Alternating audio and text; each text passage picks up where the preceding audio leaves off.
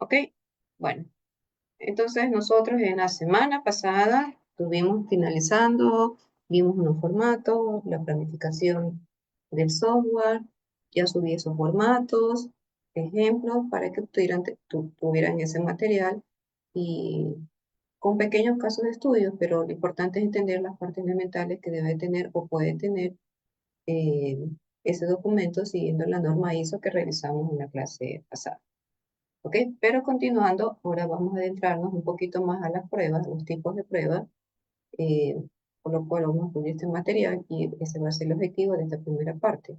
Ahora buscamos el contexto de los tipos de pruebas, los niveles de pruebas, las técnicas de las pruebas y las características de propósito que debe tener cada una de ellas. Como una pequeña introducción, de acuerdo a la CM, las pruebas se clasifican a periodos o fases. Y esto fue en base al tiempo, a la historia, a la línea de tiempo, como se le quiera llamar, que existían pruebas llamadas periodo de demostración, luego siguió periodo de destrucción, luego siguió periodo de evaluación, luego siguió periodo de depuración y actualmente le llamamos periodo de prevención.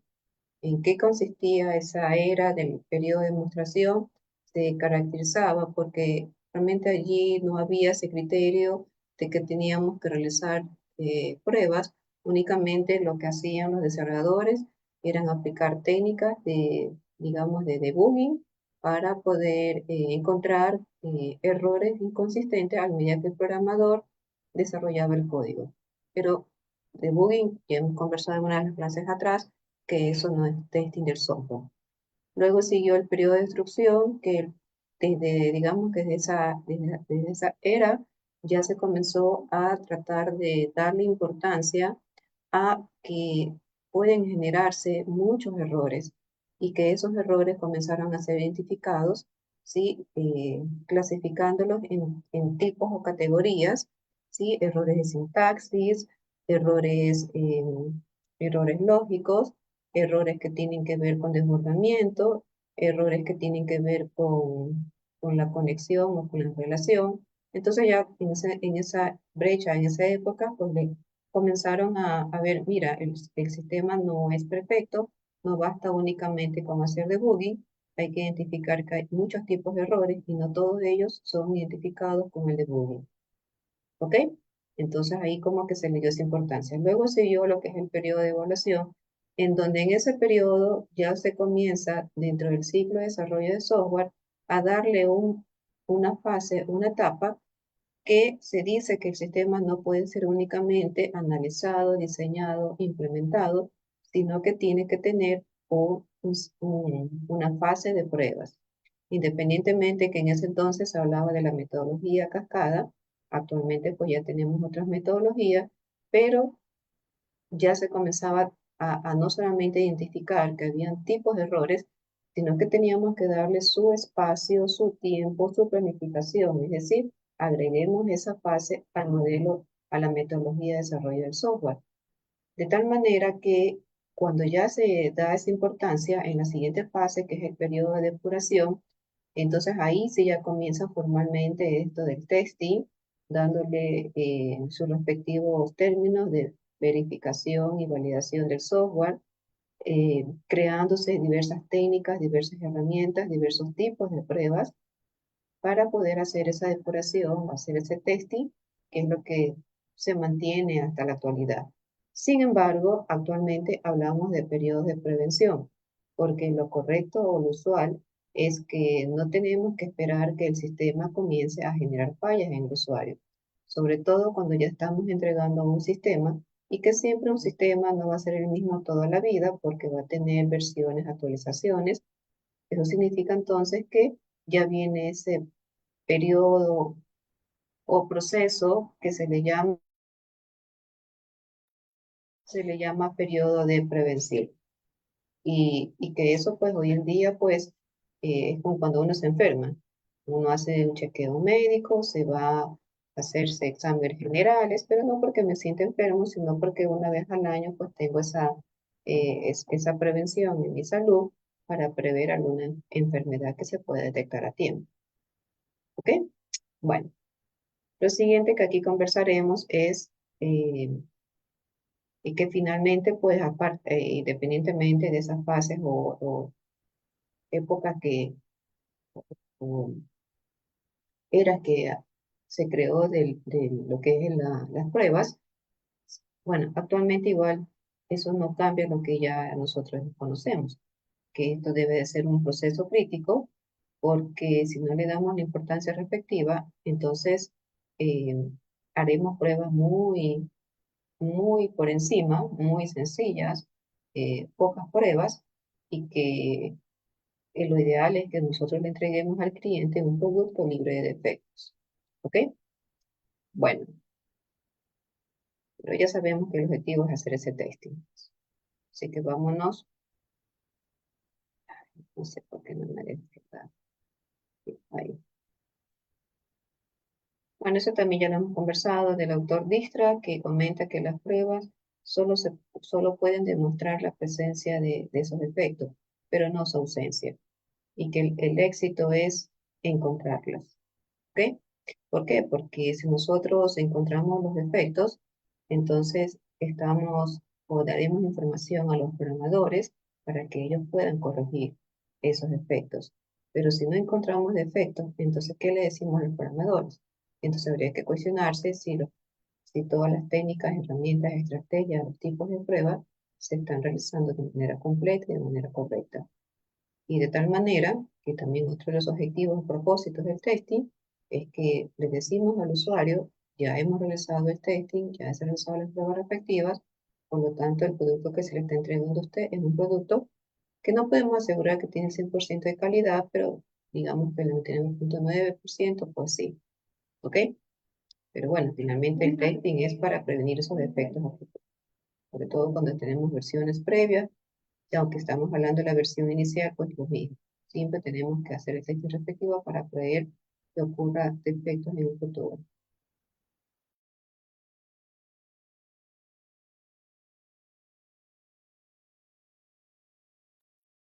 Bien, eh, ya. Entonces, esas pruebas del software en síntesis van a estar fundamentadas de acuerdo a cada una de las etapas de desarrollo del software. Porque si bien es cierto que la metodología cascada me lo dice que lo debo hacer al final, pero ya hemos cuestionado que eso no es lo correcto. Lo correcto y lo idóneo es que hacer pruebas en cada fase que se está realizando. Porque cuando yo tengo un análisis, cuando yo tengo un diseño, yo ya tengo allí un producto, que no es un software, que tenga un documento y ese documento ya hemos indicado que tiene que ser verificado, que si cumple la normativa, que si cumple todo lo que se planteó en los requisitos, ¿verdad? Es decir, eso es un análisis estático que no necesito todavía el código para poder hacer ese tipo de testing. Bien, bueno, entonces vámonos con,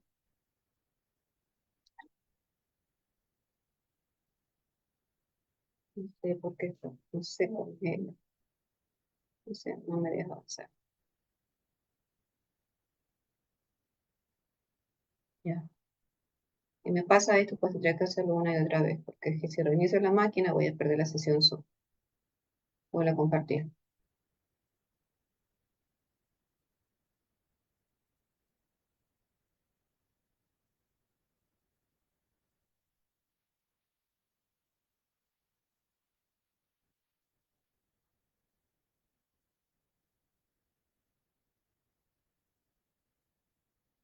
Bien.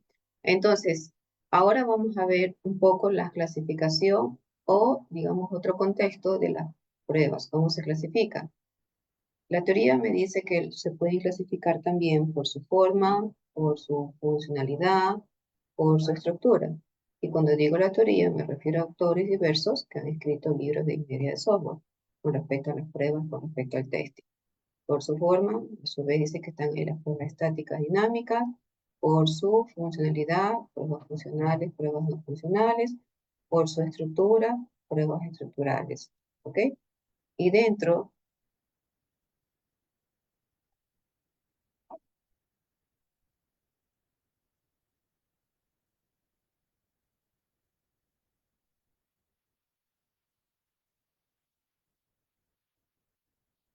Y dentro de las pruebas por su forma, que están las dinámicas, las estáticas. Bueno, esto ya también un poquito lo hemos conversado, pero es otra clasificación que puede entrar dentro del contexto cuando me hablan pruebas por su forma. Entonces, las estáticas, yo no requiero código, pero sí requiero un producto que puede ser el documento de requisito, el documento de análisis, el documento de diseño, que son pruebas más de prevención, porque si yo identifico que hay errores en esos documentos, antes de que pase a la fase de producción, pues ya se va indicando a los analistas, a los diseñadores, o a quien detalló los requisitos, donde está esa inconsistencia, para que esos tres documentos hablen el mismo idioma, en el sentido de que tienen que estar apuntando a los requisitos del software.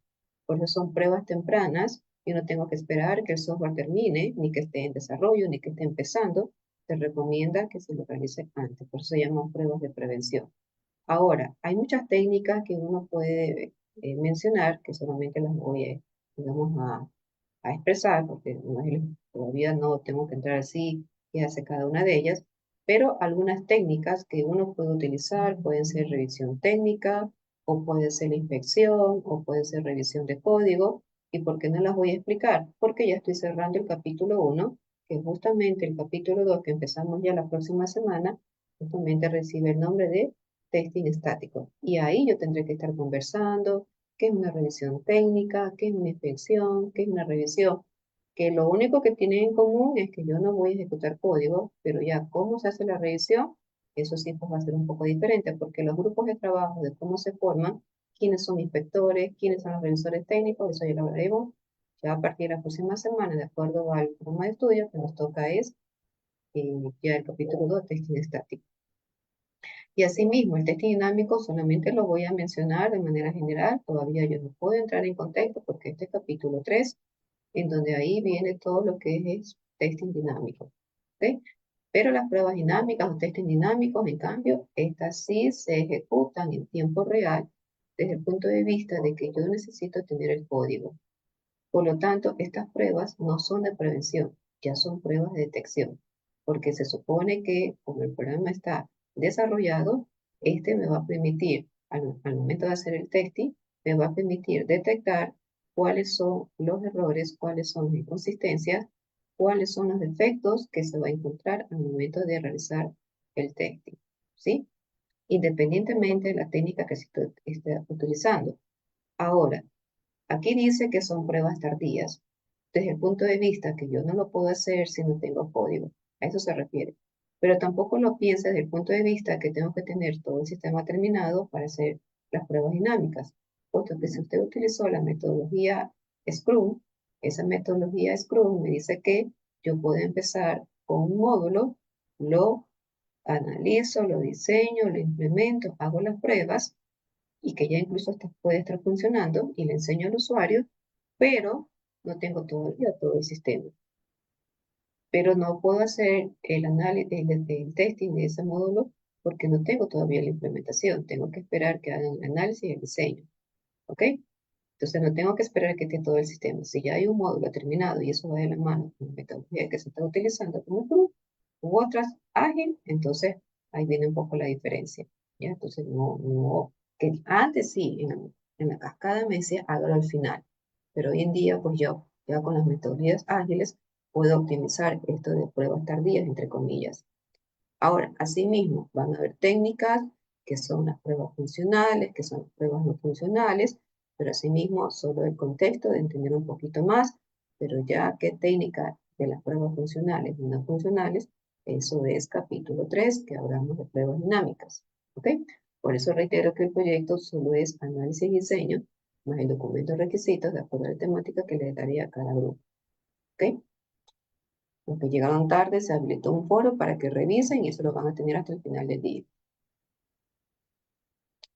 Bien, entonces, ahora sí empiezo hablando de estas pruebas como un poquito general. Recuerden, yo todavía no puedo entrar en contexto, pero las pruebas blancas, pues, dicen que son pruebas estructurales o también llamadas pruebas en su estructura. ¿Por qué? Porque este tipo de pruebas se van a orientar o el objetivo de estas pruebas es evaluar la estructura interna del código. Si el programador no le da el código al testeador, no es posible hacer este tipo de pruebas. Entonces el tester debe tener acceso a todo este código, a todo este conocimiento que ha sido plasmado en el programa para que él pueda realizar esa revisión exhaustiva utilizando A o B técnicas, donde le va a permitir poder evaluar entradas, cómo está la estructura de ese código y las salidas. Van a haber algunas técnicas, solamente las voy a mencionar. Una es caminos de ejecución, otra es los caminos de flujo o el camino del grafo, entre otras. Y pueden haber no una, sino varias técnicas que se complementan para poder hacer este tipo de evaluación. Pero no es necesario que lo haga el programador. Esto, si lo hace el tester, llámese el tester, que es una persona ajena al código, pues le tengo que facilitar todo ese programa. ¿Ok? Las pruebas por su funcionalidad. Pero esperen un ratito. Se me está fallando. Allá. Ok. Ahí comenzó a rodar. Entonces, las pruebas por su funcionalidad, pues ya dijimos que son aquellas que son pruebas funcionales y no funcionales. Las pruebas funcionales, pues de una u otra forma, más allá de las técnicas, maneras o herramientas que se tengan para hacer este tipo de pruebas, pues se centran en validar la especificación de los requisitos. ¿Qué técnicas yo puedo utilizar allí? Pruebas unitarias, como tenemos aquí, pruebas de integración, pruebas de sistema, pruebas de sanidad, pruebas de humo, pruebas de regresión, pruebas de aceptación. Cada una van a tener sus diferentes características, lo tendremos que ir analizando, como le digo, pues, esto es el capítulo 3, porque ahí hacemos ese testing. Pero tiene que estar asociado o tiene que ver con todos los requerimientos del sistema.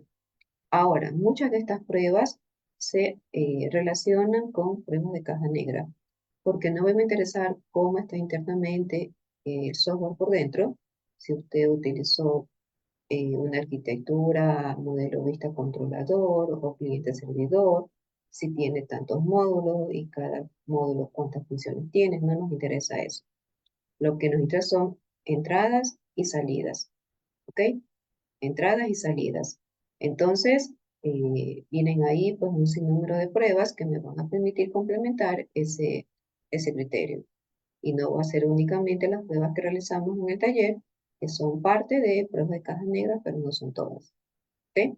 En cambio, las pruebas no funcionales, recordemos que esas pruebas tienen que ver en cambio con el comportamiento externo del software, pero no están asociados con los requisitos del usuario, como por ejemplo cuando hablamos de pruebas de rendimiento, pruebas de carga, pruebas de estrés, pruebas de seguridad, entre otros tipos de pruebas, ¿no verdad? Entonces, cuando nosotros hagamos el plan de pruebas, si yo voy a realizar pruebas funcionales, tengo que indicar de todas esas pruebas cuáles voy a realizar. Asimismo, si yo voy a realizar pruebas no funcionales, tengo que indicar cuáles se van a realizar, porque en el plan de pruebas se indica los tipos de pruebas y no es que se deja muy abierto este tema para que en el camino el equipo de tester comiencen a pensar recién en ese momento qué tipos de pruebas van a realizar. Porque lo puede hacer, pero el problema es que el tester se va a ir del cronograma de tiempo de entrega del producto que ya tiene que haber sido testeado. Entonces, lo correcto es que en el plan de pruebas esté esta información, indicando cuáles van a ser los tipos de pruebas y segundo, cuáles van a ser esos tipos que pertenecen a esa categoría. En este caso, estamos hablando de pruebas funcionales que se van a hacer. Lo que sí le puedo decir que las que son como mínimas o básicas en las funcionales, de ley yo tengo que realizar pruebas unitarias, pruebas de integración, pruebas del sistema y pruebas de aceptación. Las otras pruebas pueden ser de repente, dependiendo si estoy hablando de un sistema que está implementado de cero o si son versionamientos. Asimismo, las pruebas no funcionales deben haber pruebas que son mínimas, como por ejemplo las pruebas de rendimiento, las pruebas de carga, las pruebas de estrés, las pruebas de volumen, las pruebas de seguridad, las pruebas de usabilidad, ¿sí? Son como pruebas mínimas, pero eso no significa que yo no pueda hacer otros tipos de pruebas. Pero siempre va a haber un mínimo de pruebas, que menos de eso yo no puedo hacer, que entonces yo no estoy garantizando la calidad del producto que voy a entregar al usuario, aparentemente libre de defectos, o por lo menos el 99.9% de defectos. Ahora, ¿a qué le llamamos pruebas unitarias que están dentro de este contexto de las pruebas funcionales? Aquí se van a enfocar a evaluar de manera individual pequeños bloques de código, que no es otra cosa que una función, un método o incluso una clase si es que usted no está utilizando un paradigma de programación orientada a objetos, porque sabemos que una clase representa los atributos y tiene las funciones que serían los métodos que se pueden operar sobre los objetos que se van a instanciar de esa clase. Y si yo, por ejemplo, tengo la clase cliente, en donde tengo como atributos que sus datos, que su cédula, que su nombre, que su apellido, que su correo, etcétera, y que las operaciones o funciones o métodos es guardar o ingresar el cliente al sistema en la base de datos, o consultar un cliente, o actualizar datos de clientes, o eliminar datos de clientes, es decir, las operaciones CRUD, pero que se van a transformar en métodos o funciones dentro de esa clase cliente. Entonces, ¿qué yo tengo que hacer? Bueno, no solamente probar la función consultar cliente o probar la función ingresar cliente, o sea, tengo que probar cada función de esa clase cliente, pero claro, voy probando de manera individual, que si primero ingreso cliente y luego pruebo consultar cliente, porque consultar cliente depende si tengo un cliente o no, para que me diga que existe o no existe. Entonces también tiene que haber un orden en ese sentido cuando se hagan esas pruebas unitarias, cuando están asociadas a una clase o cuando están asociadas esas funciones, que esto tenemos un paradigma estructurado, entonces ahí sabemos que por lo menos se cumple lo que es los módulos. Y si yo tengo un módulo y ese tiene a su vez funciones, entonces yo debería estar probando también esas funciones de un orden determinado, pero de manera independiente. Pero si tengo que probar primero las funciones que no se alimentan y que se pueden probar solas, pero ya estamos hablando de una consulta de producto, consulta de factura, consulta de cliente, consulta de matrícula, consulta, no sé, lo que se haya guardado en el sistema, obviamente debe primero haberse ingresado para luego verificar y validar que la consulta se esté realizando o no se esté realizando. Entonces, esas son pruebas unitarias. Cuando nosotros ya tenemos correctamente identificado si hay defectos o no, entonces podemos proceder a las siguientes tipos de pruebas, ¿verdad? ¿Cuáles son esas pruebas? Las pruebas de integración. Ahora, aquí me detengo porque yo le puedo ya indicar al usuario, al programador, perdón, cuáles son los defectos que se encontraron en esas pruebas unitarias. O puede ser que lo realice el programador, ¿ok? Pero ya hemos conversado de eso, pues qué tan bueno es que lo haga, que no, o a lo mejor lo realiza inicialmente el programador y luego lo complementa otro profesional, llamámosle, vamos a llamarle el tester. Lo cierto es que lo adecuado es que se corrijan esas fallas, que se corrijan esos defectos, que se corrijan esos errores. ¿Por qué? Porque luego tocará hacer las pruebas de integración. Y si obviamente las funciones, las pruebas unitarias arrojaron errores, entonces las pruebas de integración van a arrojar errores y se nos comienza a unificar muchos errores. Pero bueno, ya son estrategias de cómo se quieren manejar las pruebas. ¿Sí? Si no corregimos los errores de los efectos encontrados en las pruebas unitarias, y cuando pasamos a la prueba de integración, pues vamos a tener allí más efectos que van a estar asociados entre las funciones, entre los módulos, porque la prueba de integración se centra en evaluar en cómo está la interacción en todos los componentes del sistema. Es decir, estamos hablando de cómo los módulos se relacionan entre sí a través de estas funciones, pero también estamos hablando de cómo se relacionan estas funciones o estos métodos con las conexiones a las bases de datos, si hay que hacer un insert, si hay que hacer un delete, si hay que hacer una AD, es decir, esas conexiones con las bases de datos, así como también si de repente el aplicativo tiene que estar en un servidor, tiene que estar en la nube, en este servidor, y entonces, en ese momento, pues yo tengo que ver la integración, si el servidor le da la respuesta de acuerdo a los requerimientos que se haga peticiones desde el entorno del usuario final. ¿Ok? Así como también qué pasa si los datos que se obtienen del sistema no siempre es de la base de datos, sino que son extraídos a través de una API. Bueno, entonces todo eso es integración. Y si yo tengo errores en las pruebas unitarias, en las funciones, en los métodos, entonces ya se nos comienza a hacer un pool de defectos amplio. Y bueno, que lo puedo hacer también, solo que el tester tiene que tener bien claro cómo reportar errores de pruebas unitarias, errores de pruebas de integración y ya no solamente hablar de un tipo de efecto, sino que ya lo tiene que eh, indicar por cada una de estas etapas que se está haciendo las pruebas respectivas. ¿Ok? Pero esto se tiene que hacer después de las pruebas unitarias. Si las corregimos o no, ya indicamos qué es lo recomendable, pero en todos los casos, pues, si no corrijo todavía esos efectos, yo sé que en la prueba de integración van a salir errores y se nos puede complicar porque entonces yo voy a tener errores asociados con las funciones o errores asociados porque no se conectó con la base de datos o errores porque no se conectó la API. ¿Ok? Ahora, esas pruebas de integración se lo puede realizar de dos maneras, eh, pero tenemos que tener a la mano la arquitectura del sistema, la arquitectura del proyecto. Y todo proyecto, su arquitectura es que va a tener, independientemente del paradigma que haya utilizado, estructurado, orientado a objetos, programación a eventos, etcétera, etcétera, eh, siempre vamos a tener módulos. Y entonces, si yo no identifico, yo que soy el testeador, no identifico cuáles son esos módulos, entonces tengo que identificar primero cuántos módulos hay y segundo, cuáles van a ser las funciones y qué es lo que contiene cada módulo. ¿Por qué? Porque al hacer la integración, aunque yo me di cuenta, tengo que hacer un testing de factura que a su vez se comunica con cliente y se comunica con todo lo que tiene que ver con inventario. Si tengo un sistema académico que tengo que hacer el testing para la que es la matriculación del estudiante, ah, ese testing tiene que relacionarse con un módulo no solamente de matrícula, sino que tiene que también relacionarse con datos del estudiante, con las materias aprobadas del estudiante, ¿no? ¿Verdad? Para que tiene que ver si en la malla le da flujo o no y pueda coger ese curso.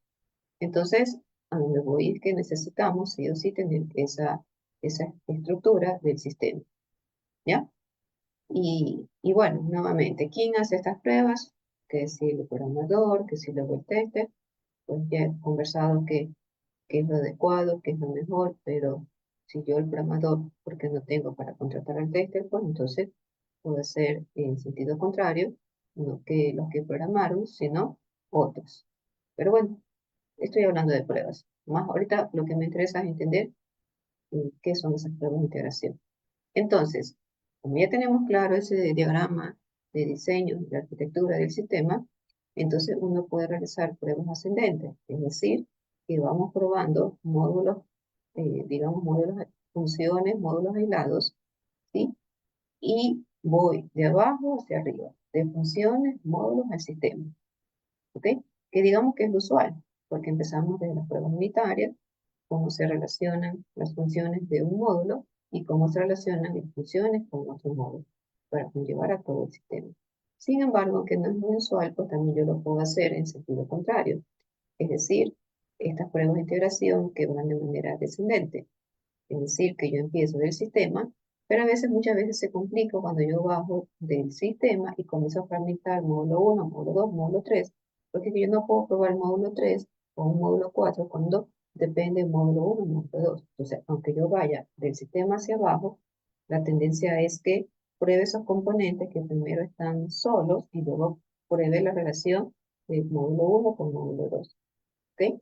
Sea lo uno, sea lo otro, pues son pruebas de integración acento descendente que hay que tener en cuenta primero la arquitectura del sistema, ¿ok? Es decir, los módulos que contiene cada uno de ellos.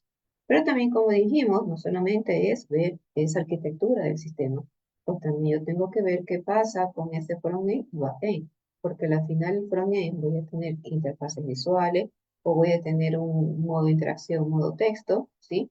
Y que va a interactuar con todo el código que está por detrás.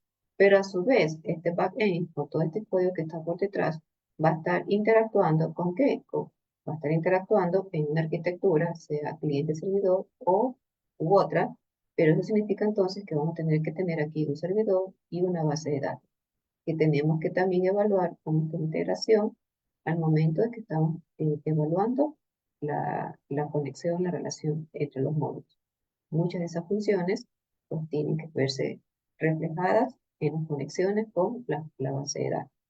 Que aunque hicimos pruebas unitarias, pero una cosa es haber probado una función de un módulo, que yo sé que se conectó con la base de datos, pero otra cosa es que ya esté todo funcionando, módulo 1, módulo 2, módulo 3, y que todos estos módulos estén haciendo las peticiones respectivas de operaciones CRUD en el fichero, ¿sí? O en la base de datos. CRUD, recuerde que es para insertar, consultar, actualizar, eliminar. Operaciones básicas sobre la base de datos. O como indicamos que tenemos las API que pueden también extraer datos en la web, ¿sí? Y que estos datos que se extraen de la web, independientemente del lenguaje de plataforma que estemos utilizando, está justamente también dentro del backend. Y que finalmente el usuario que va a estar por acá afuera en el frontend, realmente él no se va a enterar si internamente el sistema se está conectando con una base de datos o se está conectando con una API para extraer los datos, pues el usuario siempre va a estar interactuando con esa interfaz. Pero hay que evaluar esa integración para que el usuario vea que toda la información que está consultando en la base de datos a través de una API, él la ve de manera correcta.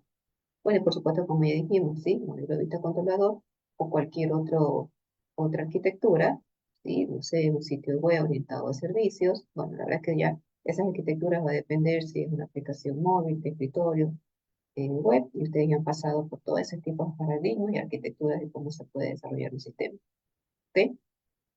En cambio, las pruebas del sistema, que también entran en esa categoría de las pruebas funcionales, son aquellas pruebas que están evaluando el comportamiento del sistema, pero de tal manera que estas pruebas del sistema pueden relacionarse con pruebas funcionales, también pueden relacionarse con pruebas no funcionales, porque se relaciona con las pruebas funcionales cuando ve el sistema como un todo.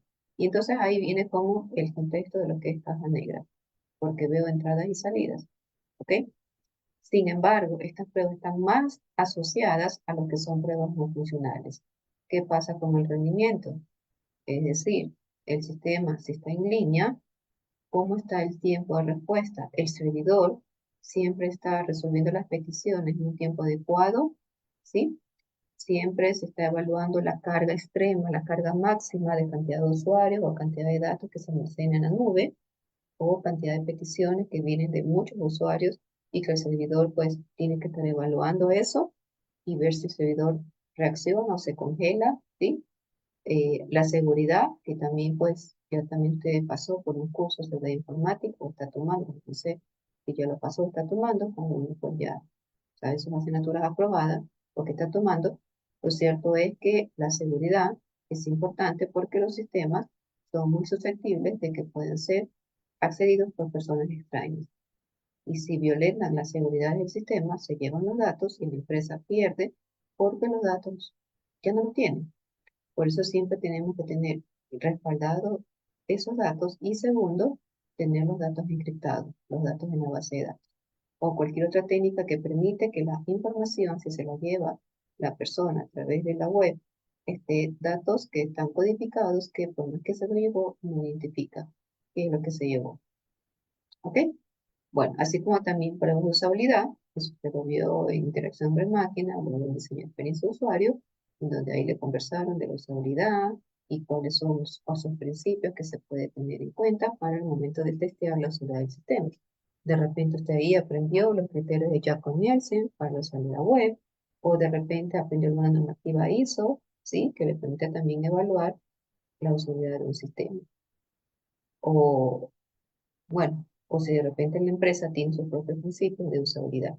Pero usabilidad es ya cuando el usuario va a utilizar el sistema, que este ha sido aparentemente terminado, y ya no la realiza el ingeniero de software. El ingeniero de software realiza pruebas de caja negra, el ingeniero realiza pruebas de rendimiento, pruebas de seguridad, pero las pruebas de usabilidad, obviamente, las plantea el ingeniero de software, pero eh, ¿quién tiene que estar aquí con el sistema trabajando? Es el usuario. Y el ingeniero de software solo está como un espectador, guiando las pruebas de usabilidad, indicándole o dándole retroalimentación, pero quien tiene que estar interactuando con el sistema es el usuario final, ¿ya?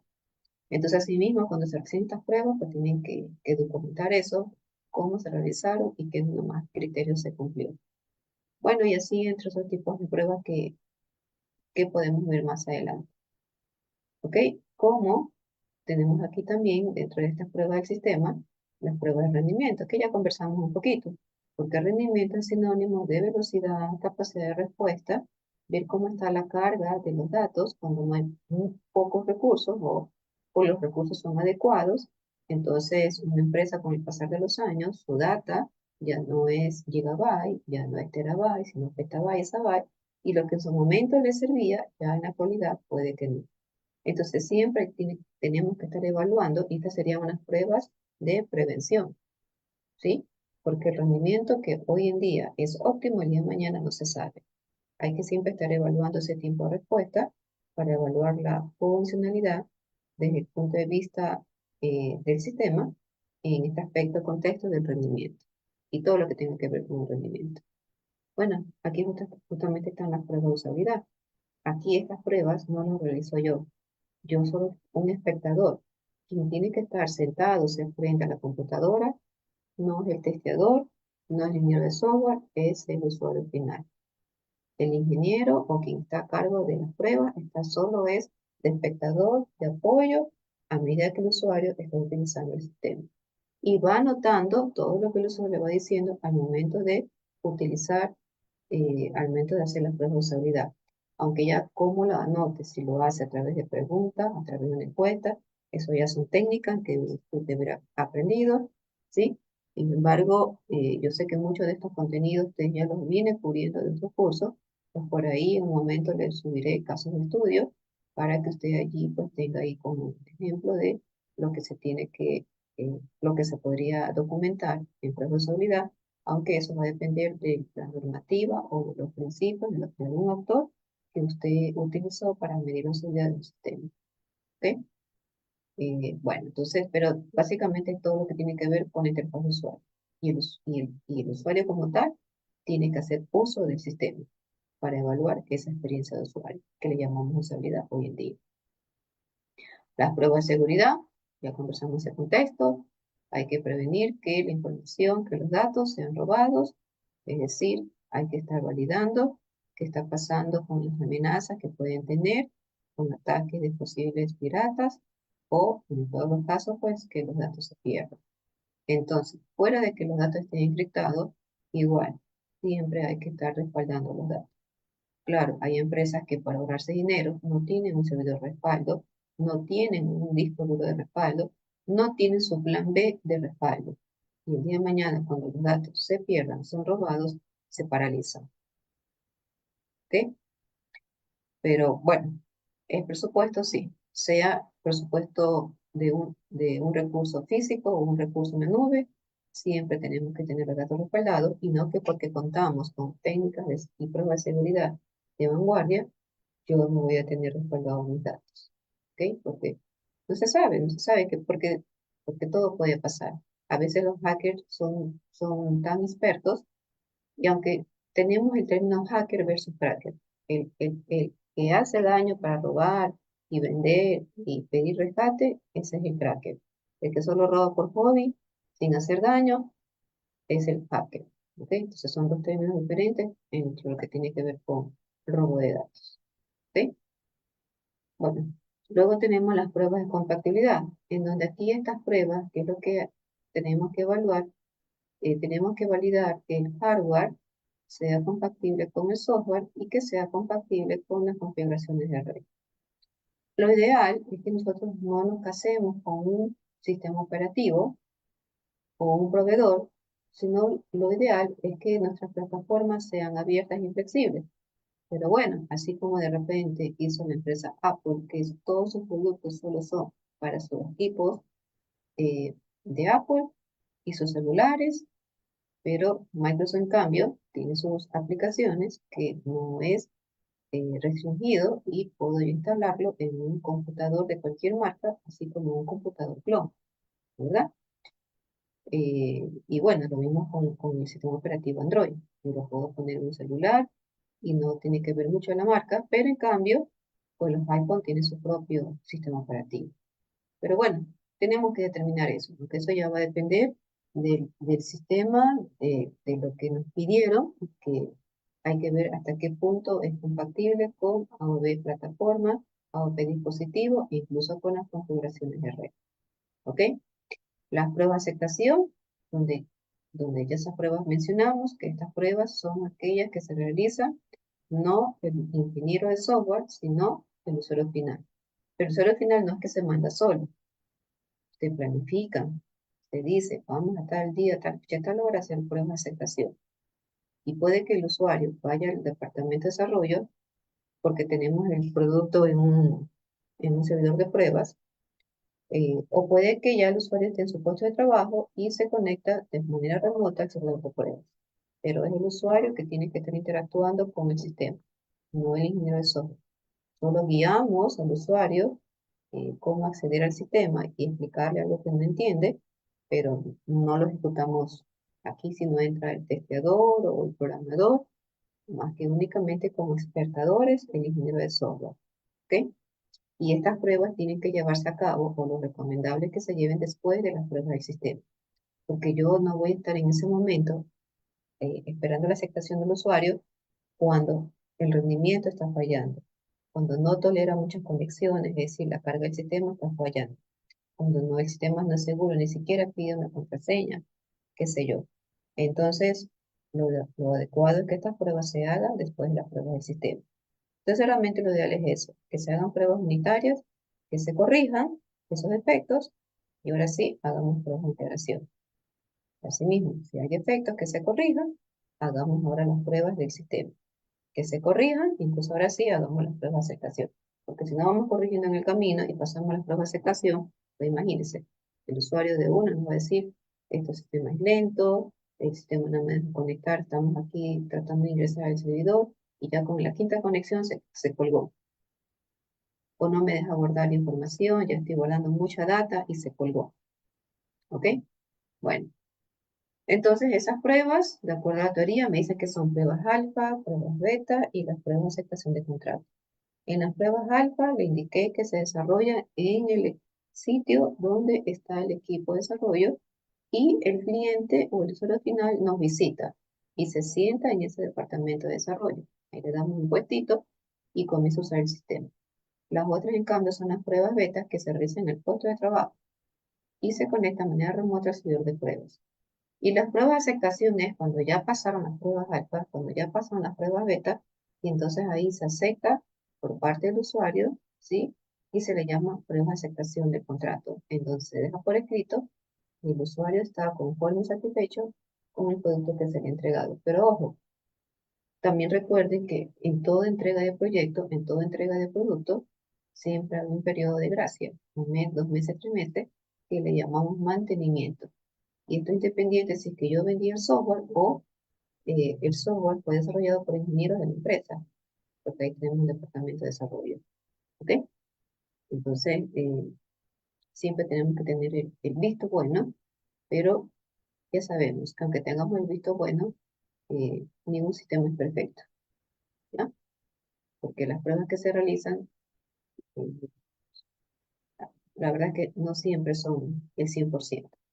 Cuando nos toca decidir qué cantidad y qué tipos de pruebas, a veces ahí eh, penalizamos. Hacer muchas pruebas, pero poquitas, o hacer bastantes pruebas, pero solo ciertos tipos de pruebas. Entonces ahí ven que el balance, lo adecuado, que sí y que no, determinando cuáles son esos módulos críticos, cuáles son esos requisitos críticos que de repente le daremos más importancia a otros que no son tantos. ¿Ok? Las pruebas de regresión, que también entran en el contexto de las pruebas funcionales. Todo lo que estamos realizando son pruebas funcionales porque me permiten, ¿no?, de una u otra forma estar evaluando esta parte funcional del sistema. Entonces, las pruebas de regresión son aquellas que se realizan, perdón, cuando, cuando, por ejemplo, tenemos cambios realizados en el programa o en el entorno de desarrollo y que no aparecen o no se han introducido nuevos efectos, ni tampoco ha afectado de manera negativa, de manera nefasta, a las funcionalidades existentes. Estas pruebas generalmente, ¿cómo se las conoce o qué básicamente se orientan? A realizar modificaciones, a realizar correcciones de errores para mejoras del software, ¿ya? Que no necesariamente, reitero, eh, no tenemos defectos, pero queremos mejorar. Por ejemplo, ¿qué le puedo decir?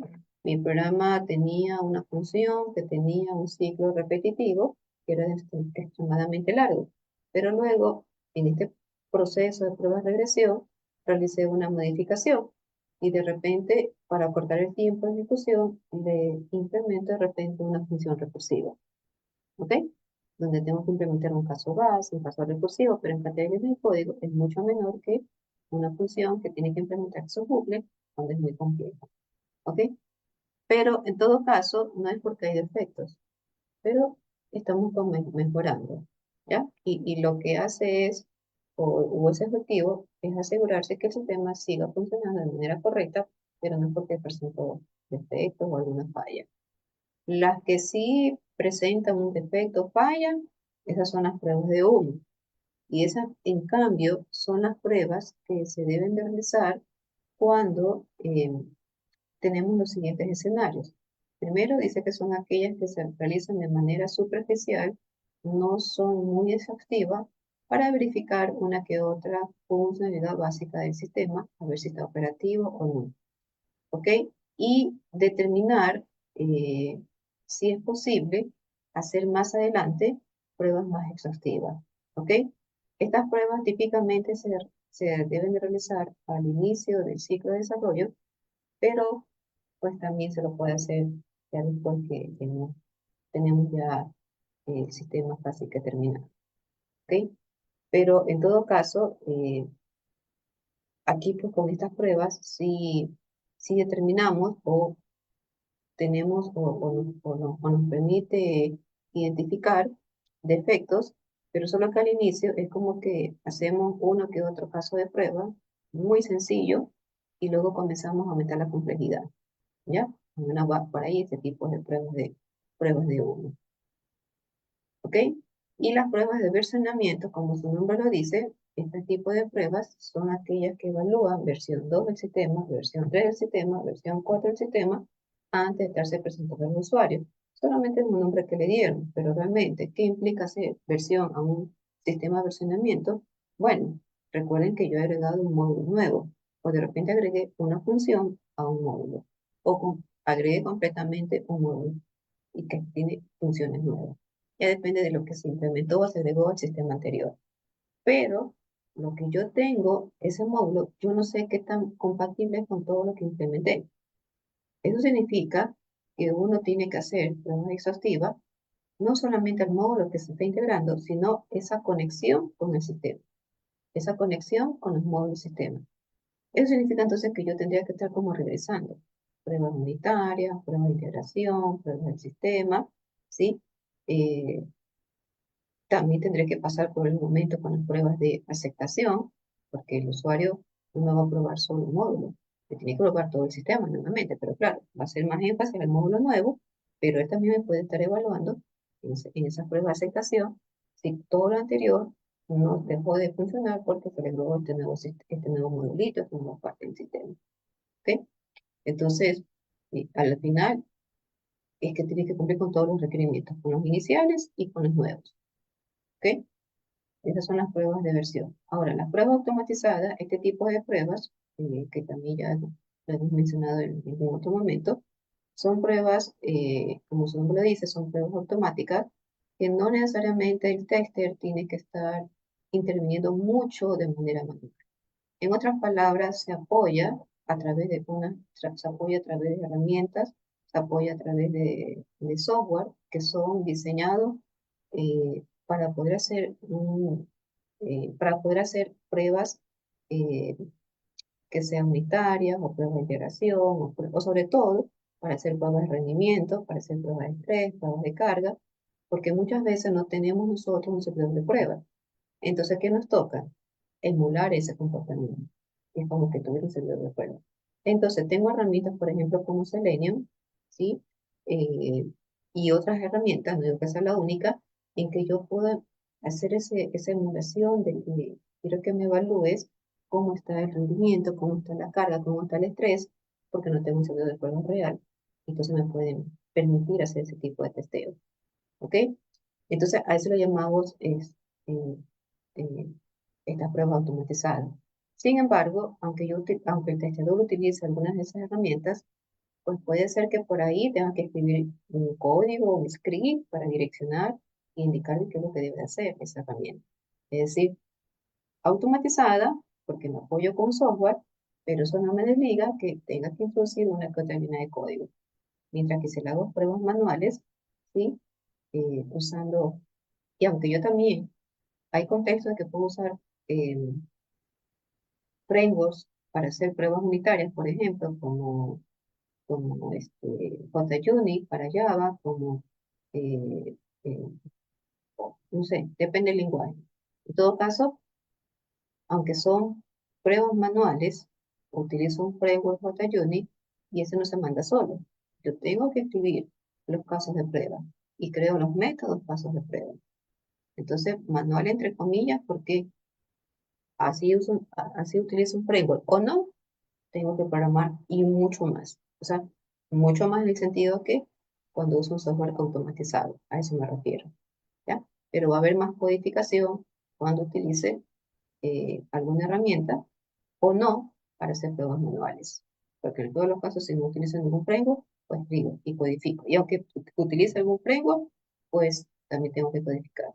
Y en su momento que nos toca ver ese tipo de prácticas más adelante, pues veremos al menos JUnit, que lo tengo ahí dentro de mi plan de clase, cuando tengamos que ya ver el testing dinámico, que eso es segundo parcial, capítulo 3 que yo me retiré. Bueno, ¿qué otros tipos de pruebas? Bueno, ahí está las pruebas automatizadas que eh, incluyen diferentes tipos de pruebas. ¿Por qué? Porque pueden hacer pruebas funcionales, pruebas de regresión, pruebas de carga, pruebas de rendimiento, que ya le dije que hay herramientas que me permiten hacer este tipo de trabajo mucho más rápido, pero ni tan rápido porque igual por ahí una que otra línea tengo que estar escribiendo y hacer bastantes configuraciones. Pero bueno, sirve. Y sirve y pueden complementarse con las pruebas manuales. Es decir, que yo puedo realizar pruebas manuales y pruebas automatizadas.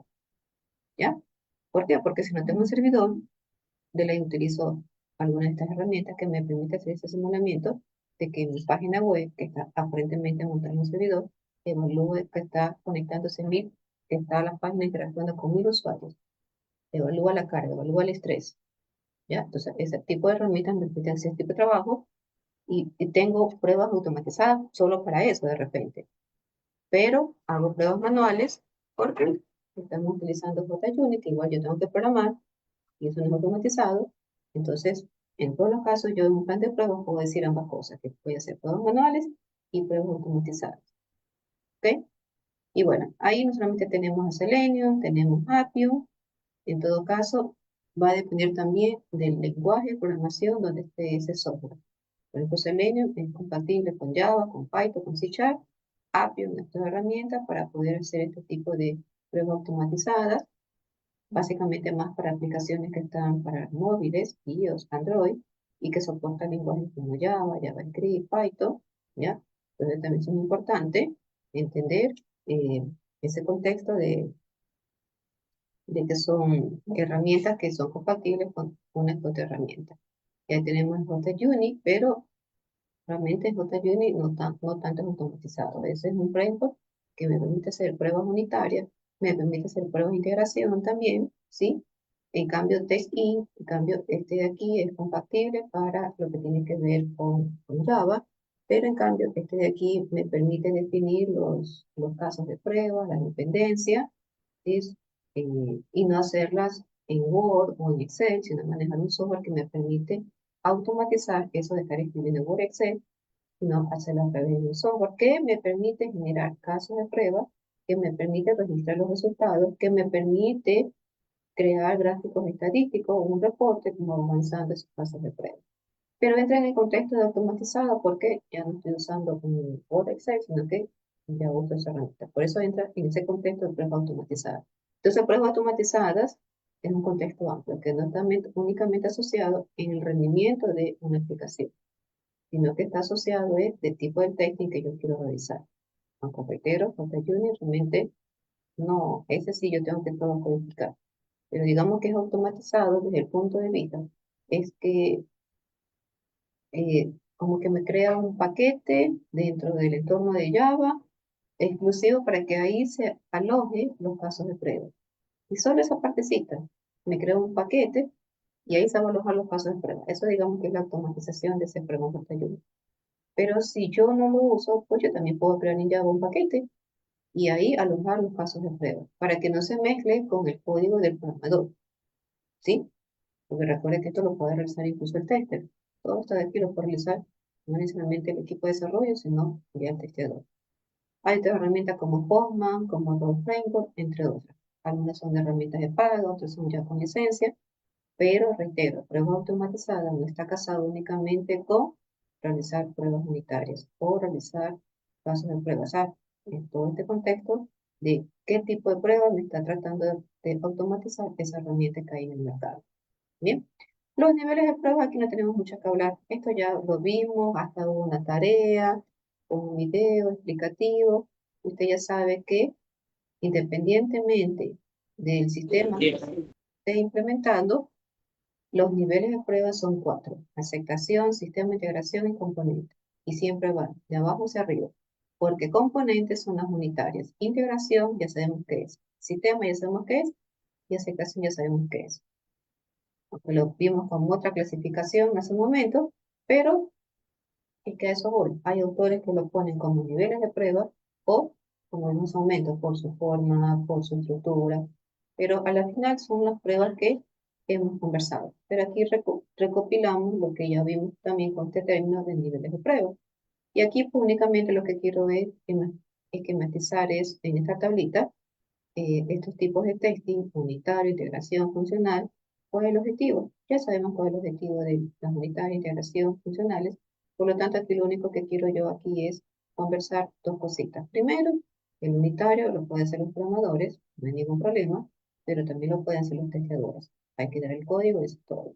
Pero bueno, lo hacen los programadores, digamos que al igual que la integración, lo pueden hacer los programadores o lo pueden hacer los testeadores.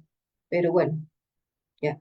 Lo que sí de repente, ya cuando hay tipos de pruebas de caja negra, el testeador y los analistas que estuvieran a cargo del proyecto, que también podrían ser parte de este equipo de tester. ¿Qué métodos y técnicas? Aquí tenemos caja blanca por aquí, caja negra por aquí, ¿ok? Por acá tenemos en cambio las pruebas del sistema, las pruebas de aceptación, que ya sabemos que es cada una de ellas. ¿Quiénes aquí pueden participar? Los testeadores, los analistas, y aceptación, los testeadores, los analistas y por supuesto el usuario, el cliente final. Es decir, que en todos los casos, al menos desde las pruebas funcionales hasta las pruebas del sistema y la prueba de aceptación, eso sí delegarlo a los testeadores.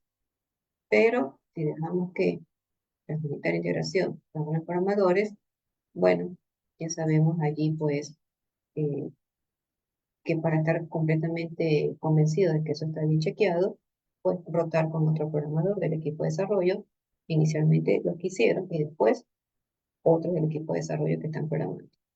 Pero a donde voy es que dependiendo del tipo de test, pues hay que utilizar el método o los métodos respectivos. Como en este caso, si estamos hablando del sistema, tenemos que hacer pruebas funcionales y no funcionales. Y aceptación, también puede ser funcionales y no funcionales, pero ya entra en el contexto de seguridad. Recuerde que si rendimiento, que si estrés, que si carga, que aceptación, pruebas alfa, pruebas beta, pruebas de contrato, bueno, todas esas pruebas que yo mencioné así, ¿ok? Y aquí con estas técnicas, que es lo que vamos a ver en esta parte final, y ahí ya termina esta información de la primera parte, pues esto es, digamos que el resumen de lo que sería nuestro capítulo 2, de lo que sería nuestro capítulo 3. Nuestro capítulo 2 le indiqué que lo arrancamos ya la próxima semana, que es el testing estático, y que hay algunas técnicas como revisión informal, revisión guiada, revisión técnica, ¿sí? Análisis estático, ¿sí? Predicción de error, pruebas exploratorias, entre otras. Capítulo 3, tenemos técnicas dinámicas, como aquí está la caja blanca y la caja negra, pero a su vez dentro de la caja blanca le dije que habían algunas, listas básicas, ciclos, condición, simple, múltiple, ¿sí? Caja negra, no solamente entran los casos de pruebas que vimos entrada y salida, hay otras. Partición de equivalencia, análisis de valor límite, pruebas de tabla de decisión, pruebas de transición de estado, y algunas de estas técnicas les voy a pedir yo a usted en el proyecto de cierre de la asignatura, ¿sí? Pero para que llegue a eso, pues obviamente, ya usted que ese sería el segundo mes del segundo parcial, que ya tiene usted implementado en el sistema, ya usted puede hacer las técnicas dinámicas que les solicitaré y las documentará y todo eso. ¿Ok? Entre otras que ahí le iré pidiendo. Bueno, pero esos detalles son capítulos 2 y 3. ¿Ok? A la final estoy tratando es entender esos tipos de pruebas, cómo se van asociando, cómo se van agrupando, pero al final son técnicas y que esas técnicas, esos tipos ya se conversará ya en la próxima semana, empezando por el capítulo de testing estático. ¿Ok? Bueno, entonces eso es lo que podemos concluir, revisando un poquito más el tipo de pruebas, niveles de pruebas y las técnicas que, que nos tocará ver más adelante en la parte final de, del del capítulo, bueno, empezando un capítulo 2 y luego un capítulo 3 que son diferentes técnicas, asistencia estética o técnica. Y bueno, el material